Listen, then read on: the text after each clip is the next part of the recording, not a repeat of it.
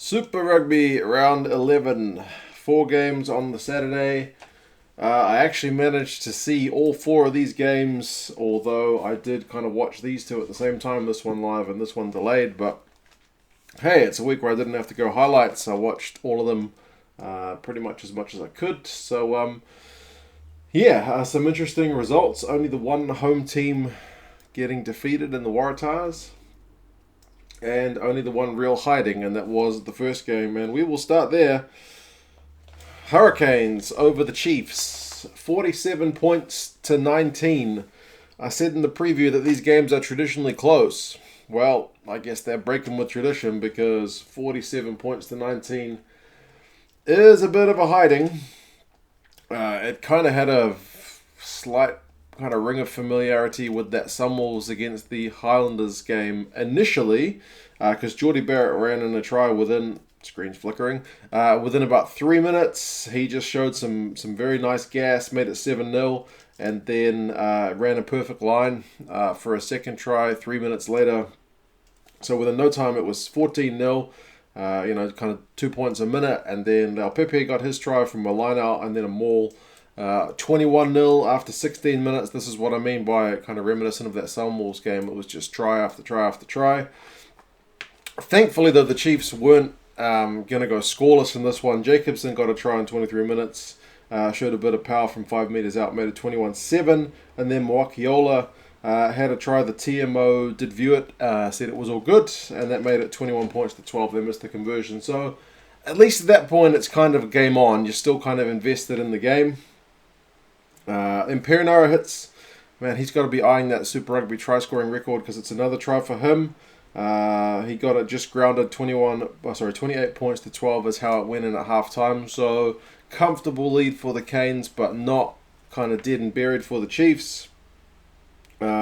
Especially then because Boshier got his try from some numbers and a bit of a nice dummy, made it 28 points to 19. But that's all the scoring that was done for the Chiefs, and that was just after half time. Hussen got one from a scrum move, showed some proper gas, 33-19. Savia got one from a good break, 40 points to 19. And then Rayasi got a try on his debut, bit of power, 47 points to 19. A proper hiding in the end for the Chiefs. Hurricanes, they haven't really hit top gear all season, but perhaps this was that game. Like, you looked at a lot of those Hurricanes performances, even just last week against the Sunwolves, and you thought, okay, they won, but are they going to beat the Crusaders? No. But you look at that team and you still probably say no, but at least there's perhaps a bit of doubt in your mind. Definitely a good start for the Hurricanes. They got off to a flyer, although I sometimes question the whole interview with the coach thing. They did it with Plumtree, and they asked him best starts of the season about 3 times before they could actually get through to him. I'm not sure there's all that much value in those little interviews when the coach is actually watching the game. Although, to be fair, watching another sport, I was watching ice hockey the other day, and they did the interview with the coach, and he just said the team's playing like crap. So I guess if they're going to be honest, then there can be some value, but generally it's all pretty generic stuff.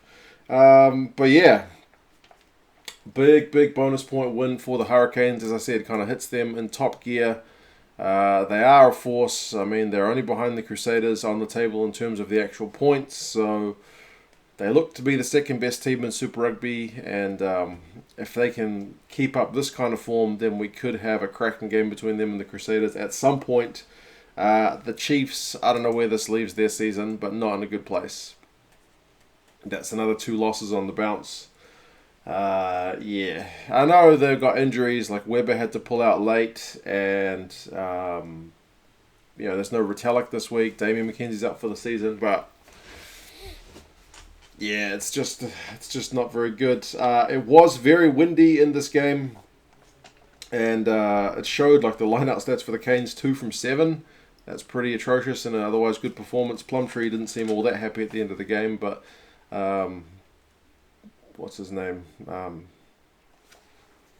of the commentators said that he's always grumpy.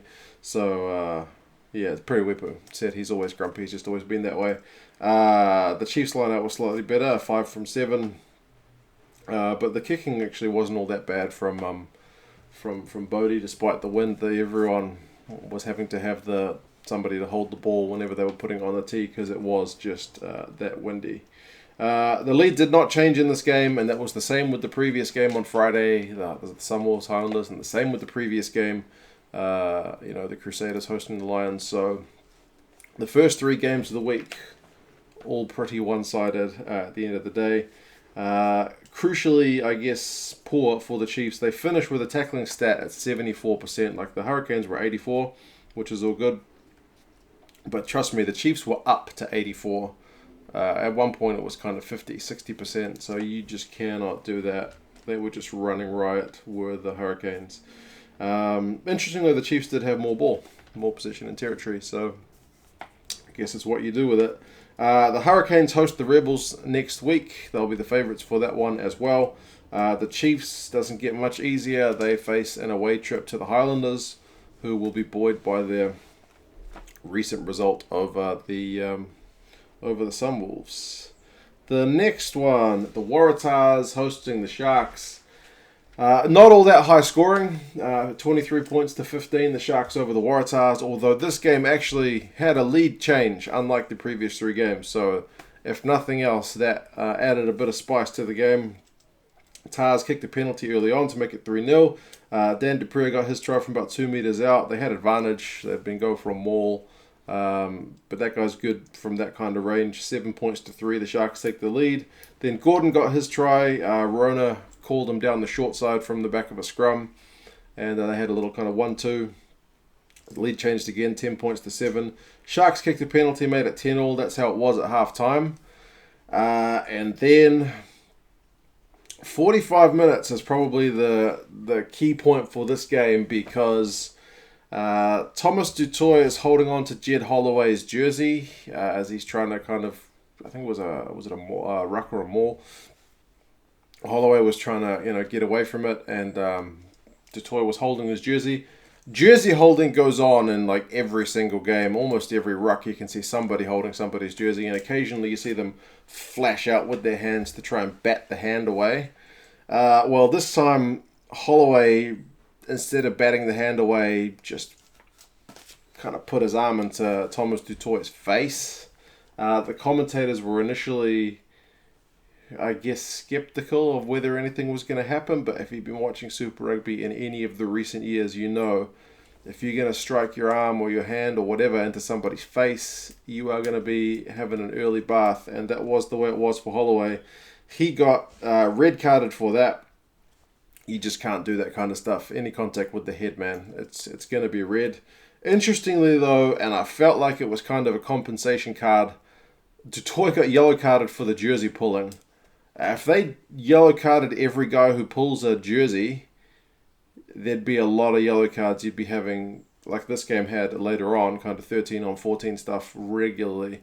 And the Beast even kind of, because he was captain for the Sharks, he even kind of said a yellow card for that, but he didn't press the issue because the other guy was getting red, so I figure he's kind of winning that exchange, so maybe there wasn't all that much reason to complain. But yeah, jersey pulling gets a yellow, elbow to the face or arm to the face gets a red. So it was 14-on-14 for a few minutes.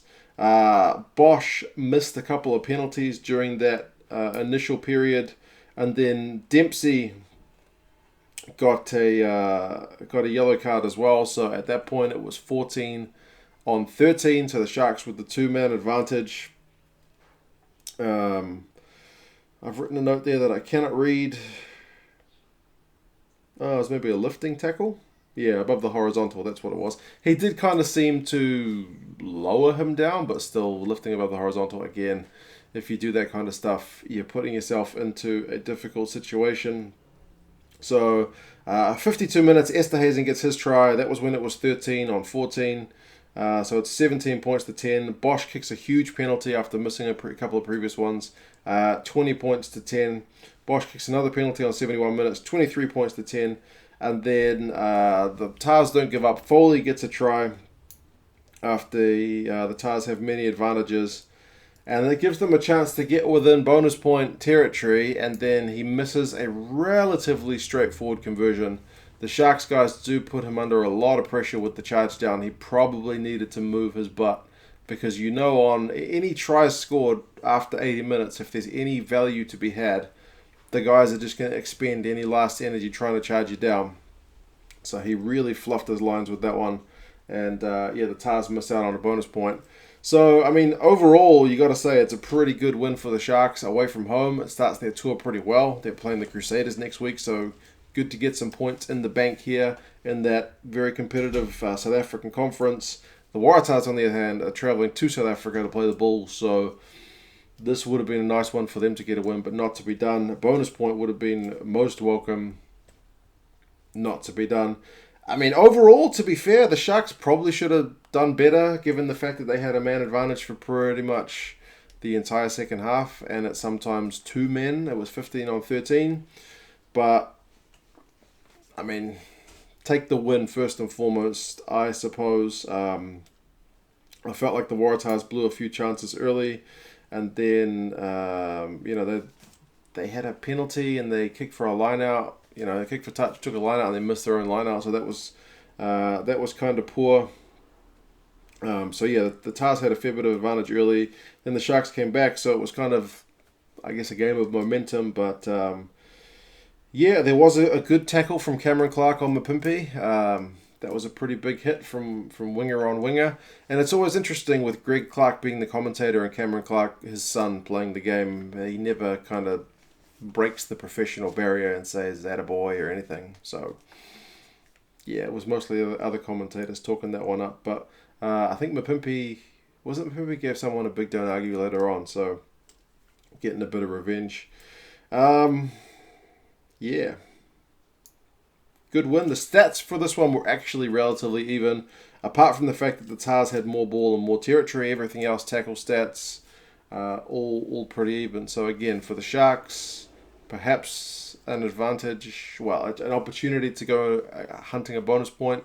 Didn't get close to that, but still an away win is definitely one to take. Interestingly, with the Sharks, they blew some long-term record they had against the Reds over in South Africa last week. It was, I don't know how many years, 15 or was it 19? I don't remember. And then just to reverse fortunes, because that's the way the South African conference is this year, they've won in Sydney for the first time since, was it 2000? Maybe that was the 19-year one. It's been a long time. So the Sharks are breaking records for the right and the wrong reasons this year. How they go against the Crusaders, your guess is as good as mine. The Crusaders look virtually invincible, but the Sharks could turn into any one of a number of teams. So who knows? The Tars, need to pick themselves up for that trip to South Africa. Both their games are at altitude as well because they're playing the Lions too. So I guess at least for the second week they should be already acclimatized by that point. The next one, the Stormers against the Bulls, and like I said, I kind of watched these games at the same time. This one live on the TV, this one, delayed on the computer. I was actually spoiled to the result because I spoke to my dad in the morning, and he asked me because he knew I'd watched the Waratahs game. He said, "What happened to the Waratahs?" And I said, red cards, blah blah blah. And I mentioned that I didn't know the result between the Stormers and the Bulls. So he kind of said, "Okay." And then a few minutes later, he said, "Oh, what did the Stormers win by?" So I knew the Stormers won. I was picking this one to be a pretty good game, and it was very tight. And interesting, the Stormers, a team whose attack has been a fair bit criticised this season, actually showed a fair few nice moments. We also had some lead changes, which was again pretty nice, and a very good crowd. I believe it was a holiday over there in South Africa recently, so nice to see a very good crowd out there at Newlands. 24 points to 23, close game, although to be fair, that last try for the Bulls was scored after full time, so it's not like the result was in doubt at full time. Peterson got the first try for the Stormers on 12 minutes. The Stormers had numbers, and he still managed to kind of avoid a couple of defenders. They made that 7-0. Bulls kicked the penalty through Pollard to bring it a bit closer, 7 points to 3 on 21 minutes. And then Sanatla who was on for Leeds, who'd had a pretty sickening head clash with who was that with? With Stickling. Yeah, that was pretty nasty, and Leeds had blood everywhere. I don't think Stickling came back because he looked groggy. That was very nasty. Sinatla made Pollard look absolutely sick on defense, and I remember something similar happened when the Lions played the Bulls last year, when Halant was like just back from injury, his first game for the Bulls. I forget, maybe it wasn't Skorsan. Somebody, maybe it was Mahuza, somebody made Halant just look absolutely silly, and the same thing happened to Pollard this week. So, a bit unfortunate for him. Sinatla's got some wicked steps, and that was from a Willemse break. So 14 points to 3, the Storm was out in front. Bulls kicked a couple of penalties, 14-6, 14-9. That's how it was at halftime. And then after the break, Fonseca gets a try at the base of the post for the Bulls. So the Bulls actually take the lead, 16 points to 14. Stunder kicks a penalty when he comes on. Makes it 17-16. So Storm is back in front. So this is what I mean, back and forth, a bit of tension. And then Herschel Yankees gets his try after a pretty awesome looking run from Dylan Leeds, who did come back on with his head all taped up. And the offload was reminiscent of that one that he had against the Chiefs a few years ago. 24 points to 16. That's how it stayed for pretty much the rest of the game until right after the whistle, well, the hooter anyway, for full time. Stormers pushing kind of from their own half for a bonus point try, because at that point they had 3 tries to the Bulls 1. But eventually the Bulls get the ball back. Libbock goes in for a try. So rather than the Stormers getting a bonus point, it is kind of the Stormers gifting one to the Bulls. Might have been one where you look at denying the opposition a bonus point rather than hunting one of your own, but I guess competitive guys are always going to go for that kill. 24 points to 23. How that one finished, pretty entertaining game. Some pretty silky skills from some of these players. Gaboka had another line break. That guy seems to be really cutting it up when he gets the ball in hand. Brave of Damien Willemse to be the guy who ended up putting him down. So I guess that's what you want from your fullback. No matter who's going to run at you, you're actually going to put your body on the line and make that tackle. Leeds, I thought, looked pretty slick, as I said. He had one break where he passed it to Cobus Visa, who was for some reason out on the wing. And that guy running down the wing was hilarious because he looked like he just wanted to give the ball to someone faster, but was struggling to find a way to do it. Also, Yankees had a try TMO'd as a no try for a little knock on. I guess that was pretty fair. It was one of those kind of touch and go ones, but it didn't look like he had enough control of the ball to count as a try, but he did get one later on, as I said.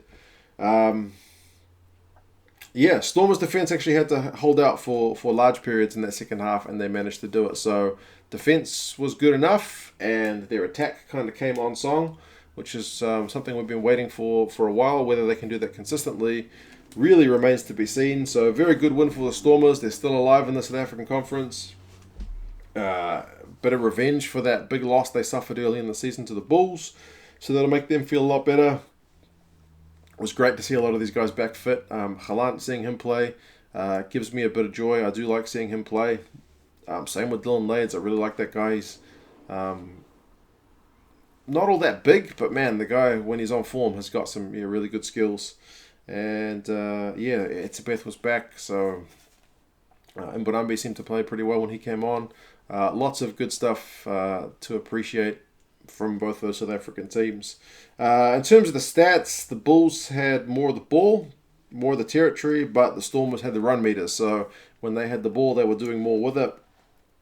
Stormers also conceded 9 penalties to 5. Part of that is them being under a fair bit of pressure from the Bulls at times. Interestingly, neither team was defensively that sound. Stormers tackling at 78%, the Bulls at 74%. So neither defensive coach will be very happy with that. But I suppose as fans, it made for a bit more of an entertaining game anyway. Stormers are away to the Jaguares next week, so flip a coin, see how that one is going to go. And the Bulls, as I said, they've got the Waratahs coming to town. So both those sides will be looking to back up after a loss. With the travel factor, you probably have to give the Bulls the edge. But as I said, South African Conference, who knows? Lastly, I better get a move on. We're at 19 minutes. Jaguares against the Brumbies. So again, I had this one on simultaneously. The only problem with doing it simultaneously, I mean, rugby's a pretty stop-start game. Like the actual ball and play time is not that long. So often when that game's having a scrum, you can watch the action in this one and kind of vice versa. And you can tune out the commentators from one to the other, but it's the whistles that are frustrating. So you'll be watching this game, and then it seems like a normal play is happening, and you'll hear the whistle and think, oh, what happened there? But the whistle was actually in that game. That's the only part that messes with my brain. But yeah, 20 points to 15, the Jaguares get the win. More of the action in the first half, and that there were 5 tries in the first half, none in the second. It was pretty quick. Cancelliere got the first try for the Jaguares from Kubeli's kind of kick through after a turnover. Very good heads-up play. They missed the conversion, 5-0. Faenga gets a try from a line-out set play, only like, 7 meters out. That was a thing of beauty. Very well-worked set move. They didn't go for the maul, as the Brumbies are kind of known to do. They went with a little set play, and Faenga still had a bit of work to do, but managed to get over the line. That was right on the sideline, so they missed that conversion as well, 5-all. Banks showed some proper gas, kind of from the back of a scrum. Scored a converted try, made it 12-5 to the Brumbies. And then Orlando got his try, I suppose a wee bit controversial because he was tackled but not held. He was pretty much on the ground, but nobody was holding him on the ground. So I haven't read the tackle laws to see whether technically he was tackled. Just as a general observation, it seemed like he was put on the ground but never really held, if you watch it at real time, at real speed. So, yeah, the TMO looked at that and said it looked good, so that made it 12 apiece. Krevy got his try from a few meters out, but it was all set up by a Cancelliere break. And that was an interesting one because he had the ball in his own half, and he kind of went left, and he went back right, and he was going nowhere, and it was kind of like, man, either run or kick or pass, but stop just messing about. But he shut me up because then he ended up going straight and he went through about 3 guys with a little bit of a line break before he eventually got tackled. So, yeah, he can ignore me kind of cursing him from my couch. But yeah, that put the Jaguares in front. 17 points to 12. The Brumbies kicked a penalty just before halftime, made it 17-15. And the only point to the second half was a Jaguares penalty. So, very much a game of 2 halves in terms of the amount of points scored. 20 points to 15 was enough to get it done. The Jaguares were under a lot of pressure in the second half as well. Crema eventually got yellow carded after they were like defending a third maul or something. And yeah, so that was the opportunity for the Brumbies to take it. A man advantage for 10 minutes, unable to score a single point. Perhaps like they would have had, because the Jaguares were giving away a lot of penalties, they would have had multiple chances to kick points. It's always great in hindsight to say you should have taken the 3 and perhaps looked for another 3. They might have won it that way, but they were going for the try. And yeah, the Jaguares defense was not going to buckle. So yeah, it was interesting that the Jaguares defense managed to hold up at the right times. Like their maul managed to eventually stop the Brumbies maul enough for them to like wait for the Brumbies to knock it on or to get a turnover. So yeah, the Brumbies will be a wee bit disappointed. I was a wee bit disappointed in Sky TV New Zealand because at one point, with 10 minutes to go, they cut to some guy on a boat. I don't know what the footage was doing. They switched the feed to some boat show for like 3 minutes. I mean, there were no points scored anyway, but it was just a bit random. But yeah, too many errors at the end from the Brumbies. Like Banks at one point missed touch when they had 7 minutes to go. When they had a penalty, so they ended up back in their own 22. It wasn't a good look. As I said with the penalties, so it was almost double. 11 penalties conceded by the Jaguares, only 6 by the Brumbies. So that was perhaps an opportunity for the Brumbies to get more pay, but they weren't able to get it done. So the issues traditionally with the Jaguares have been sometimes lacks defence and penalties. So the penalties were still there, although 11 over the course of a game is about normal. 6 is pretty low. But their defense has traditionally not been that good. 87% tackling. So really manned up this week. Only 80 for the Brumbies. I say only. It's still better than the previous teams, but still not enough, especially when you consider how easily, or not easily, Cancelliere went through a few guys. Possession was pretty much 50-50. The Jaguares ended up with almost 200 more run meters, so they were looking pretty dangerous with the ball. So, yeah, I mean, the Brumbies get a deserved losing bonus point after all that travel, Australia, South Africa, Argentina. To get a losing bonus point, I suppose, is a bit of a consolation, but they'll still be disappointed they weren't able to get more from that game, because in the second half, not scoring any points when they had opportunities to will be disappointing. Jaguares keep themselves in the conversation for that South African conference. They're looking pretty good. They've strung a few results together now, so yeah, very, very interesting. They host the Stormers, as I said, so they'll need to continue that good form. The Brumbies are back to Australia to play the Blues, so that's going to be an interesting one with the Blues coming off the bye, short trip to Australia. Brumbies having gone halfway around the world, we'll see if that kind of takes its toll. Yeah, 26 minutes, man, long video. You guys let me know your thoughts on the games. How did you think they went? Which was your kind of pick of the round? Any moments that you thought were especially good, or players you thought had especially good games? And yeah, I'll talk to you guys again soon. See you later.